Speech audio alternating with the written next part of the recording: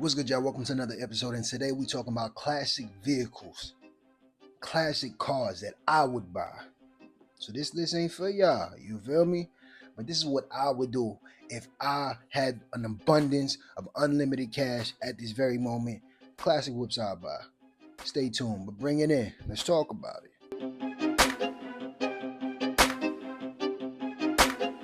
What's good, y'all? So first and foremost, don't judge me for my blue wife beater. You feel me? It was just in a pack of other colors that I liked. You feel me? And it just happened to be one of those that I actually, took and wore. So never mind that.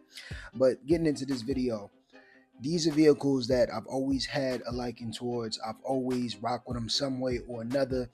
And personally, these are cars that I really love a lot as far as what they do, how long they've been doing it, the classicness of them.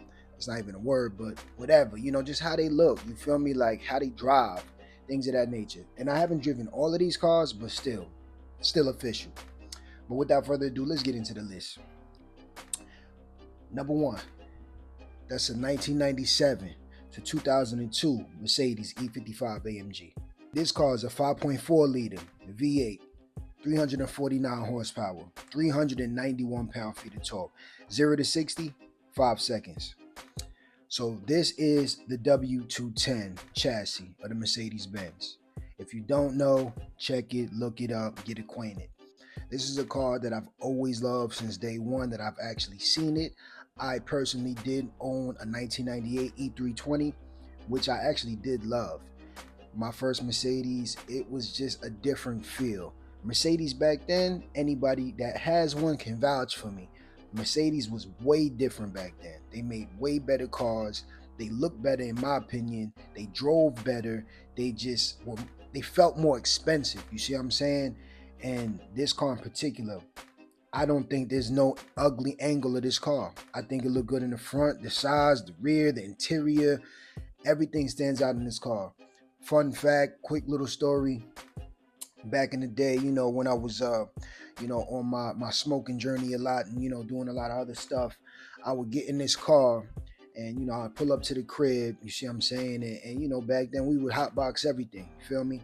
So I would get in this car and I'm hotboxing and I'm looking at the dash and it has a whole bunch of buttons, you see what I'm saying? So I'm looking, I'm like, okay, what does this button do? What's this button do? So I just started pressing, just to find out. And I pressed this one button and I found out that it recirculated air into the car. So it was almost like having temporary AC on when the car is off. And it would stay on for like, I think 10 to 15 minutes and then it would go off. So while I'm hotboxing the whip, that button came in handy, you see what I'm saying? I pressed that.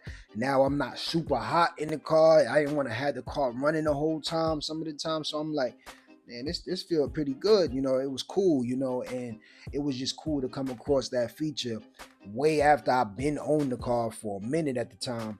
And it just still helped with what I was doing. You see what I'm saying? Steering was like butter. I could steer that car with my pinky if I wanted to. And I can only imagine a sportier version of that car, which is the V8, the E55 AMG, what that could do. That is a car to this day, if I find a great deal on it, I'm copping it. Like, there's no exaggeration. We ain't even got to talk too much. As long as everything check out, I'm copping it. The monoblock wheels on there, I'd either get chrome. I don't even have to have chrome. As long as I got the monoblock wheels, I'm good. The interior, everything is just great on that car. That is definitely a classic car that I will own sooner or later. So if you guys already do own that car, if any of y'all own that car, shout out to y'all because y'all know what a real car is supposed to be. You feel me? I may be hating a little bit, but I respect you. I salute you. And yeah, get in the comment section below if you actually had this car. Let me know what I need to look for because I'm gonna have one. So yeah, that's the first car on the list. But let's move on. That'd be number 2 on the list. That's a 1999 to 2003 BMW Z8. This comes equipped with a 4.9 liter V8, 400 horsepower, 369 pound-feet of torque, 0 to 60, 4.5 seconds. So this is another car that is special to me. Why? Maybe y'all can relate. Back in the day, I used to play a lot of video games, and I had a James Bond game. I forgot what James Bond it was, but I'll never forget he had this Z8.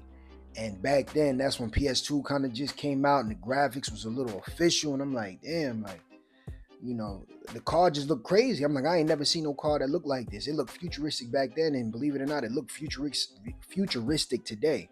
And I'm just looking at it like, damn, to this day, I have not seen a car that really looks like that. The back of the car is crazy. The front of the car is just different. The interior is different. And then you put a V8 engine in there from the E39 M5.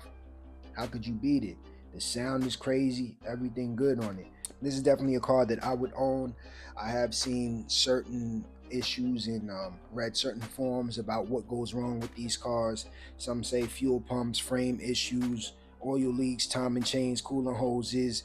They say these cars are actually not reliable. And just to go back really quick, the Mercedes, the E55 AMG actually has good reliability. Issue that may face is corrosion, crankshaft sensors, leaking differentials, and brake light failures. But yeah, coming back to the Z8, again, that has some issues, frame issues, fuel pump, stuff like that.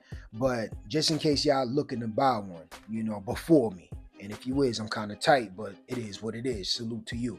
But yeah, the Z8 is definitely a car that holds a little special place in my heart because I used to play with it in video games. Not even video games, a video game. And that was a really good video game, which was James Bond. And ever since then, I'm like, damn, you don't even see those on the road. It's such a rare car, but it's official. So that's my number 2 on the list. Moving to number 3. That would be a 2006 to 2008 Audi RS4. It's coming equipped with a 4.2 liter V8, 420 horsepower, 317 pound-feet of torque, 0 to 60, 4.8 seconds. This comes only in the manual. So this car right here is definitely one of my favorites on this list. This is a car that I own the little baby brother of it. I own the 2008 3.2 V6 Audi A4, which is the really good one, the reliable one. I love that car to this day. I love it. But this car right here is always what I wanted. I love the shape of this car. The front of it, the fenders, how they flare out, the rear of this car. To me, once again, there's no ugly angle of this car. It's just official in every way. You mod it, you can make it even look better. The interior may be outdated today, but again, that just gives you the classic feel of it. This, to me, is when Audi was still good. This is like right before they really went off on the deep end. And I mean, not saying that Audi's terrible today, but they just not what they used to be. Same for Benz. But this Audi right here is definitely probably my all-time favorite Audi ever. It'd be kind of hard for me to put something over this. Of course, there's R8s and RS6s that we do appreciate, and RS7s too, but this one right here, this is definitely my favorite R spec, which would be the RS4. Super official. This actually had average reliability. This is the B7 model. Issues that would arise on this: carbon buildup, intake issues, leaking axles, and leaking DRCs. So this, again, is a car, if I got a great deal on this and I pulled up and everything checked out, I'm copping it immediately. And once again, when I say I'm copping these cars, I wouldn't like cop one over the other. I'm saying if I could have all these in my fleet at the same time, that's what I'm trying to do. You feel me? So yeah, this Audi RS4 to this day, I love it. I've seen it a few times in person, not many. It's still super rare. It sounds crazy. It looks crazy. If y'all got it, get in the comment section below. Let me know what I need to be looking for once I do cop one. But super official car. I love it to this day. Moving on. This is a rare one, y'all. I bet y'all don't know about this. That's a 2008 Saleen Mustang S302E. Okay. This comes equipped with a 5-liter V8, 620 horsepower, 600 pound-feet of torque, 0 to 60 in 3.8 seconds. This is a super rare Mustang. I've probably seen maybe 2 in my lifetime. And to be fair, I don't even know if that was the S302. But this car right here, to me, is the ultimate Mustang. I know they came out with the GTD or whatever recently, but this was my version of that. When I seen this as a kid coming up, I'm like, yo, That is different. I always knew once you see that Celine on the back and you see how the tail lights look, you know that's next level Mustang, next level money. You can't get that. This car is stupid rare. I would be surprised if any of y'all actually have this. Maybe y'all know someone who owns one of these. They did not make a lot of these.